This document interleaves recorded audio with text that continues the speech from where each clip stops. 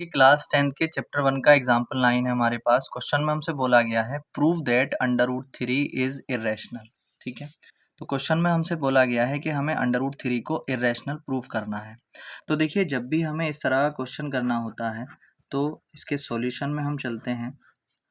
सबसे पहला काम, हम जिसको इरेशनल प्रूव करना होता है उसको लेट कर लेते हैं। Let under root 3 is rational. सबसे पहले हम उसको रैशनल लेट करते हैं। ठीक, उसके बाद हम उसको लेट करते हैं। Let under root 3 is equal to a upon b, where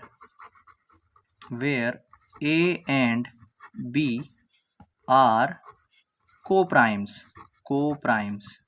ठीक है, अब ये को प्राइम्स का कॉन्सेप्ट मैं समझा देता हूँ। देखिए, को प्राइम्स नंबर वो दो नंबर होते हैं जो दोनों के दोनों, को प्राइम नंबर्स वो नंबर्स होते हैं जो दोनों के दोनों बस 1 से कटते हैं, 1 के अलावा किसी और से नहीं कटते। देखिए, जैसे मान लीजिए मैंने यहाँ पर लिखा 4 और 6, तो 4 और 6 1 से तो सभी कट जाते हैं। 1 के अलावा अगर किसी और से कोई दो नंबर्स कट रहे हैं तो वो दोनों आपस में को प्राइम नहीं होंगे। जैसे 4 और 6 है, ठीक है, तो 4 और 6 को काटने वाला 2 है, यानी कि ये दोनों के दोनों नंबर 2 से कट जाते हैं। तो ये दोनों के दोनों नंबर 1 के अलावा 2 से भी कट रहे हैं, तो इसलिए ये दोनों के दोनों नंबर को प्राइम्स नहीं है। अगर हम 8 और 12 की बात करें तो 8 और 12 जो है 1 से तो सभी कट जाएंगे। ये 1 के अलावा ये दोनों के दोनों नंबर्स जो हैं, इन दोनों को काटने वाला सबसे बड़ा नंबर 4 भी है, तो इसलिए ये दोनों के दोनों नंबर भी 1 के अलावा किसी और नंबर से भी कट रहे हैं, तो ये दोनों भी आपस में को प्राइम नहीं है। 10 और 15 भी 1 के अलावा 5 से कटते हैं।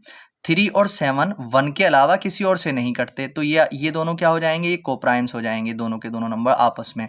5 और 8 की अगर हम बात करते हैं तो ये दोनों के दोनों नंबर्स भी आपस में को प्राइम्स हो जाएंगे, क्योंकि ये दोनों के दोनों नंबर्स भी बस खाली 1 से कटते हैं। हम यहाँ पर किसी सिंगल नंबर की बात नहीं कर रहे हैं। अगर हम देखें तो भाई 8 जो है वो 4 से भी कटता है, मगर 4 से 5 तो नहीं कटता। हमें वो ऐसा नंबर देखना है जो इन दोनों को काट सके, तो इन दोनों को, ये दोनों के दोनों बस 1 के अलावा किसी और नंबर से दोनों के दोनों नहीं कट सकते हैं, तो ये दोनों के दोनों नंबर भी क्या होंगे, आपस में को प्राइम होंगे। ठीक है, तो अब हमने ए और बी को प्राइम्स माना है। इसका मतलब ये है कि ए और बी बस 1 से ही कटेंगे, 1 के अलावा किसी और से डिवाइड नहीं होंगे। हम इस कॉन्सेप्ट को लेकर के आगे चलेंगे। अब हम यहाँ पर क्या करेंगे, स्क्वायरिंग बोथ साइड। जब यहाँ पर हम स्क्वायरिंग करेंगे दोनों तरफ, तो अंडर रूट 3 का स्क्वायर हो जाएगा इज इक्वल टू यहाँ पर a अपॉन बी का भी स्क्वायर हो जाएगा। ठीक है, तो अंडर रूट 3 का स्क्वायर करेंगे तो 3 आ जाएगा, यहाँ पर a का स्क्वायर करेंगे तो a स्क्वायर आ जाएगा, और b का स्क्वायर करेंगे तो b स्क्वायर आ जाएगा। अब हम यहाँ पर क्या करने वाले हैं, देखिए, यहाँ पर क्रॉस मल्टीप्लाई करेंगे तो b स्क्वायर को 3 के साथ लेकर के चले जाएंगे, तो 3b square is equal to यहाँ पर a स्क्वायर। इक्वेशन हमारे पास आ गया है फर्स्ट। अब हम यहाँ पर क्या करेंगे, अब जो b स्क्वायर के साथ में 3 है ना, उसको हम a स्क्वायर के अपॉन में लेकर के जाएंगे, तो a स्क्वायर के अपॉन में कितना है, आ जाएगा 3।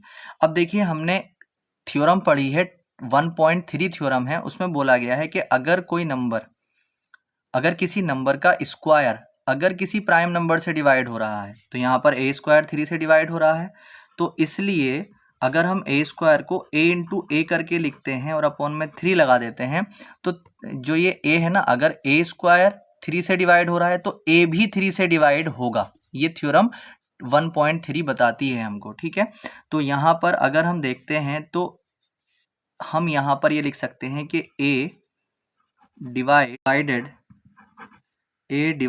बाय 3। अब जब a 3 से डिवाइड हो रहा है, तो इसके बाद अब हमें यहाँ पर क्या करना है, हमें यहाँ पर a को तो ऐसे ही रखना है इक्वल, जो 3 है यहाँ पर 3 को लेना है और 3 के साथ c लगा लेना है। अब a इज इक्वल टू, ये a इज इक्वल टू जो 3 था वो, और यहाँ पर c लगाकर पुट, यहाँ पर लिखना है put a is equal to 3c in equation first. तो हमें जहाँ पर a है वहाँ पर 3c रखना है इक्वेशन फर्स्ट में। ठीक, तो हमारी जो इक्वेशन फर्स्ट थी वो कितनी थी, वो थी b square equal to 3b square is equal to a square. हमारे पास इक्वेशन ये फर्स्ट थी। अब हम यहाँ पर क्या करने वाले हैं, देखिए, अब यहाँ पर 3b स्क्वायर को तो आप ऐसे ही रखें, इक्वल टू जहाँ पर a है तो a की जगह कितना रखेंगे 3c, तो 3c का स्क्वायर हो जाएगा। अब जब हम इसको आगे लेकर के चलेंगे तो 3b² को तो आप ऐसे ही रखें, इक्वल टू 3 का स्क्वायर कितना हो जाएगा 9 और ये c² हो जाएगा। ठीक, अब यहाँ से 3 से ये 3 टाइम कट जाएगा, 3 3 ज़ा 9, तो ये b² is equal to 3c² हो जाएगा। अब 3c² को मैं इधर ले रहा हूँ और b² मेरे पास इधर आ गया है, तो c² की अगर मैं वैल्यू निकालूंगा तो b² अपॉन में 3 आ जाएगा। अब अगेन हम यहाँ पर देखते हैं कि अगर b² 3 से डिवाइड हो रहा है तो मैं यहाँ पर लिख सकता हूँ कि b इंटू बी अपॉन 3 लिखने पर b भी 3 से डिवाइड होगा। तो हम यहाँ पर लिखेंगे कि b is also divided by 3। ठीक है, तो जो b है वो भी 3 से डिवाइड हो रहा है। अब देखिए जब a और b दोनों के दोनों 3 से डिवाइड हो रहे हैं, हमने यहाँ पर देख लिया है, तो अब हम आगे क्या लिखेंगे देखिए। अब देखिए हम आगे लिखेंगे कि हेयर वी कैन सी, हम यहाँ पर देख सकते हैं that a and b both are divided by 3। तो हमने यहाँ पर देखा कि a और b दोनों के दोनों जो है ना 3 से डिवाइड हो रहे हैं। अब जब a और b दोनों के दोनों 3 से डिवाइड हो रहे हैं तो ये दोनों के दोनों कोप्राइम तो नहीं बचे ना, क्योंकि मैंने क्वेश्चन की शुरुआत में ही बताया है कि अगर कोई दो नंबर्स अगर 1 के अलावा किसी और से भी कट जाते हैं तो वो दोनों आपस में कोप्राइम नहीं बचेंगे। अब हमने ये माना था कि a और b कोप्राइम है, मगर a और b को हमने जब सॉल्व किया तो हमें ये मालूम हुआ कि वो 3 से भी कट रहे हैं, और जब वो 3 से कट रहे हैं यानी कि 1 के अलावा किसी और से कट रहे हैं तो वो कोप्राइम नहीं रहेंगे।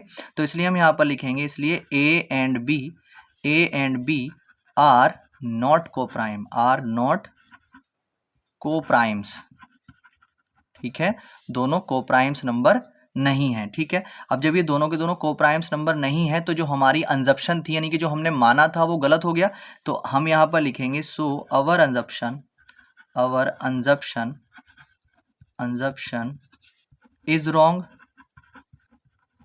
यानी जो हमने माना था वो गलत था। और हमने माना क्या था, हमने माना ये था कि जो √3 है वो रैशनल है, और जब वो गलत हो गया तो √3 क्या बन जाएगा, वो इर्रेशनल बन जाएगा। तो इसलिए हम यहाँ पर लास्ट में लिख सकते हैं √3 इज इर्रेशनल। ये हमने प्रूव करना था और ये हो चुका है।